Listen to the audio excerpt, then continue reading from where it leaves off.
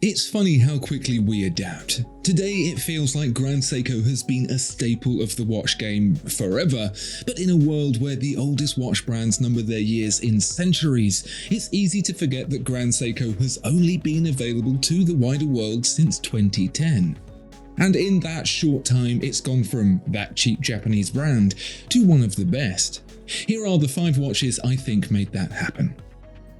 If you want a Grand Seiko or any other watch, you'll find them cheaper pre-owned at Watchfinder.com. You can also sell and trade too. Click the link in the description below. Remember when that Icelandic volcano that no one could pronounce erupted and sent most of Europe's air traffic home? Yeah, that was in 2010, and that was the same year Grand Seiko decided it would make itself known outside of Japan. It was originally created in 1960 as the performance division of Seiko, but with the pivot to quartz at the end of the decade, it fell dormant. It returned with the revival of mechanical watchmaking, but as a domestic brand only until 2010. And it was with this Snowflake that Grand Seiko was reintroduced to the world. Back then, Seiko was up top on the dial and Grand Seiko appeared in the lower half.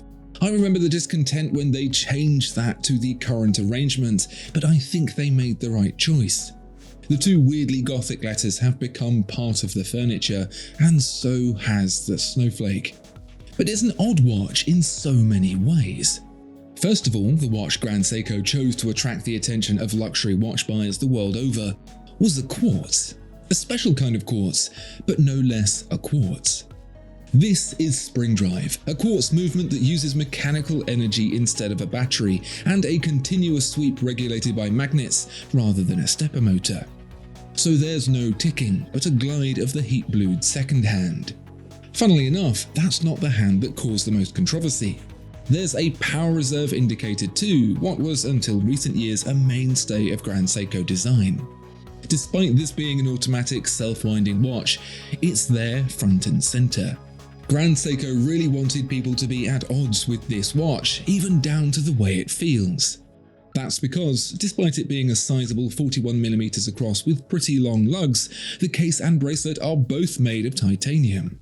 So it looks heavy and feels light, which for many people is the antithesis of luxury. When most people think of luxury watchmaking, they think of gold Rolex, and this feels like entirely the opposite. But by far and away the most alluring aspect of this watch, in amongst all the seemingly deliberate efforts to contravene watchmaking expectations, is the dial. Through the 1990s, watchmaking in the West was very reserved, and I mean very reserved. A dial was black, or white, matte, or glossy. If you were feeling fruity, it might be blue. Then in the 2000s, everything went massive. Panerai, Richard Mille, the Royal Oak Offshore, all that stuff.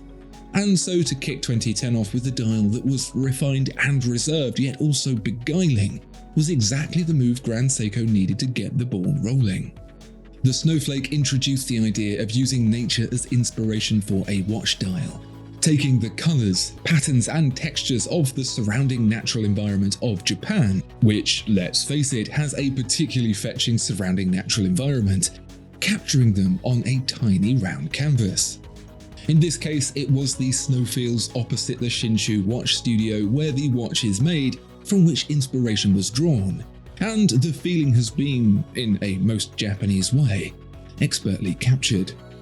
Grand Seiko owes a lot to this watch and the people behind it.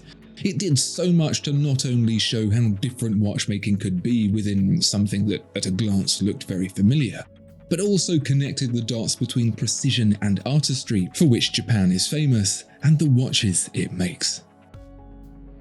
The next watch I think cemented Grand Seiko as an enthusiast favourite is probably one that flew under the radar a bit, and likely because much of its short life was as a domestic-only model. It is the SBG V245, one of a pairing of black and grey dial watches that did duty as the sportier, more rugged choice in Grand Seiko's lineup. It also happens to be quartz, and not fancy spring drive quartz, plain old, powered by a battery, ticking quartz. Aside from twisting the knife following the whole quartz debacle, a quartz luxury sports watch that costs thousands is just the worst approach to market-driven product development. Even today, quartz is considered the devil, such that even the Swatch Blancpain does without. But that's what Grand Seiko is all about.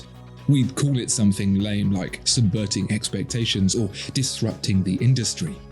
Grand Seiko calls it the 9F82. If you're the kind of gamer who 100%'s Elden Ring, then you'll understand the completionist mentality Grand Seiko is exhibiting here. They're the king of quartz, whether they like it or not, and so alongside mechanical and spring drive, quartz needs to not just exist within the Grand Seiko lineup, but in the best way possible. And so the 9F82, built alongside the spring drive calibers, is built just like the spring drive calibers, with the same intense level of care and attention to detail. Despite being hidden away, it gets applied finishing like the other calibers, and that's because Grand Seiko are proud of it. It's one of the most complete movements on the market, by which I mean every aspect has not only been developed by Grand Seiko, but manufactured as well. You may or may not know, but many manufacturers of in-house movements still outsource components like the jewels and hairspring. Even hyperwatches like the Grubel Forsey Handmade 1 do that. For the 9F82, Grand Seiko makes everything. Yes, even the battery and the quartz crystal itself. The tech in this movement is above and beyond what you'd expect from a quartz. For starters, it's possible to regulate, which means it's serviceable in the long term, like any good mechanical. But it also has little tricks up its sleeve like a backlash auto-adjust mechanism that takes the judder out of each tick. Even the motor itself required a twin-pulse control system to move the heavy Grand Seiko hands, so they didn't have to compromise on looks. And in fact, the watch itself achieves some of the highest levels of Grand Seiko design and finishing. The styling is spot on. The brush dial gives the impression of the watch being made of a single block of steel, and the hands and markers, complete with lume, this is a sports watch after all, get Grand Seiko's customary levels of high finishing. It might not have been popular, but it is legendary. The Snowflake carried Grand Seiko into the West for a long while, and although it still presents a remarkable set of features for a reasonable sum of money, there were rumblings on the wireless that perhaps the brand from Japan was a bit of a one-trick pony. There were other nice watches emerging, but nothing that really upped the ante set by the Snowflake. So in 2019, Grand Seiko introduced a 4-part series celebrating the seasons. There was an icy winter one, a greeny summer one, a bluey autumn one, and this, the Shunbun, for spring. It's well known around the world that Japan takes spring very seriously, with the huge tourist draw that is the cherry blossoms getting its own forecast every year. And that's because they're a natural wonder of the world. In true Grand Seiko style, the Shunbun wasn't simply pink like what the cherry blossoms are, but combined with a delicate texture to represent the floating petals swirling on water, known as hanaikada, or flower rafts. The end result has become a cultural phenomenon within watch collecting circles, with ownership of the Shunbun being less of an if, and more of a when. It's even become a bit of a thing to visit Japan and pick one up from its homeland. I mean, if a watch collector visits Japan in spring and doesn't buy a Shunbun, are they even a collector? This is the kind of spiritual rhetoric Grand Seiko has inspired amongst us. The watch in its titanium 62GS form bridges both casual and smart, and improves on the wearability of the Snowflake. But really it's the dial doing all the heavy lifting here. As much as the texture, which it shares with the winter edition, it's the colour that's most impressive. In some lights it's a deep powdery pink, but in most it's closer to silver. If you were to boil down the biggest step forward for the Shanbuun over the Snowflake, it's the simple addition of colour. As good as the Shunbun is, there are many aspects for which it didn't move the Grand Seiko Snowflake on at all.